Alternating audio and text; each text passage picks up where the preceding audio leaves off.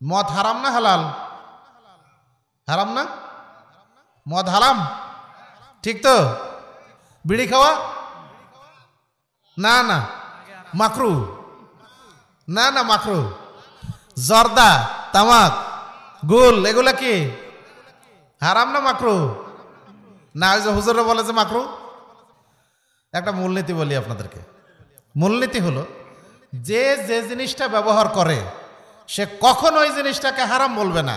এই ঘুরেই পেঁচে বলবে যে না এটা সমস্যা নাই। আর যে জিনিসটা ব্যবহার করে না সে নিশ্চিত বলবে যে এটা হারাম, তাই না? যে হুজুর জর্দা খায় সে কখনো বলবে না যে এটা হারাম, বলবে মাকরু। আচ্ছা ধরে নিলাম এটা মাকরু, আপনি তো একজন অনুসরণীয় ব্যক্তি, মানে আলেম ওলামা মানে অনুসরণীয়, তাই না?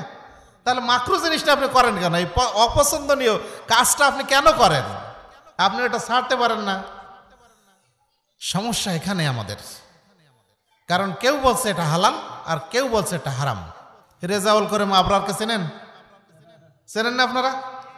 ওকে একদিন প্রশ্ন করা হয়েছে, আচ্ছা বলেন তো এই যে বিড়ি সিগারেট খাওয়া এটাকে হালাল না হারাম না হালাল?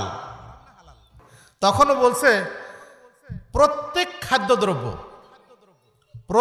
খাদ্যদ্রব্য খাদ্য হিসেবে এটা খাওয়াটা বৈধ, যতক্ষণ পর্যন্ত সেটা হারাম হওয়ার পিছনে কোনো দলিল পাওয়া না যায়। বুঝতে পারলেন?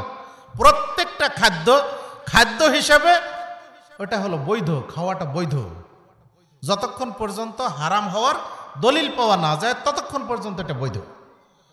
তাহলে বিড়ি সিগারেট এগুলোর ব্যাপারে কোরআনে কোনো হারাম হওয়ার দলিল নেই, হাদিসে কোনো দলিল নেই। জ্ঞান পাপী, ও জেনে শুনে বন্ধ। কারণ রাসূলুল্লাহ সাল্লাল্লাহু আলাইহি ওয়াসাল্লাম বলছেন কুল্লু মুস্কিরিন খামরুন ওয়া কুল্লু খামরিন হারামুন। প্রত্যেক নেশাদার বস্তু হচ্ছে মাদক আর প্রত্যেক মাদক হচ্ছে হারাম। এটা কি দলিল নয়? তাহলে এটা লুকিয়েছে। আল্লাহ রাব্বুল আলামিন রাসূলুল্লাহ সাল্লাল্লাহু আলাইহি ওয়াসাল্লাম বলছেন মান সুইলা আন ইলমিন ফাকাতামাহু ওয়া হুয়া ইয়ালামুহু ফাকাতামাহু। যাকে কোনো বিষয় জিজ্ঞেস করা হলো সে বিষয়টা সে জানে, অতঃপর সে সেটাকে গোপন করলো। উলজিমাহুল্লাহু ইয়াউমাল কিয়ামাতি বিলিজামি মিনান নার। আল্লাহ কিয়ামতের দিন তার জন্য দুইটা আগুনের লাগাম পরাবেন। ইনশাআল্লাহ ওর এই গোপন করার কারণে ইনশাআল্লাহ ওকে আল্লাহ পরাবেন। তাহলে আমরা এগুলি খাবো কি না? খাবো ইনশাআল্লাহ। আমরা এটা ছেড়ে দেব, ইনশাআল্লাহ ছেড়ে দেব। রমজানের একটা মাস কষ্ট করে 14 ঘন্টা যখন আপনি না খেয়ে থাকতে পারছেন তখন ইনশাআল্লাহ বাকি জীবনটাও পারবেন। ইনশাআল্লাহ পারবো না? ইনশাআল্লাহ আমরা পারবো। তাহলে আল্লাহর নিষিদ্ধ বিষয়গুলি মেনে নেওয়া আর আল্লাহ যা আদেশ করেছেন সেটা প্রতিপালন করার নাম হচ্ছে ইবাদত। আল্লাহ যা নিষেধ করেছেন ওটা ছেড়ে দেবেন, যা আদেশ করেছেন সেটা প্রতিপালন করবেন, এর নাম হচ্ছে ইবাদত।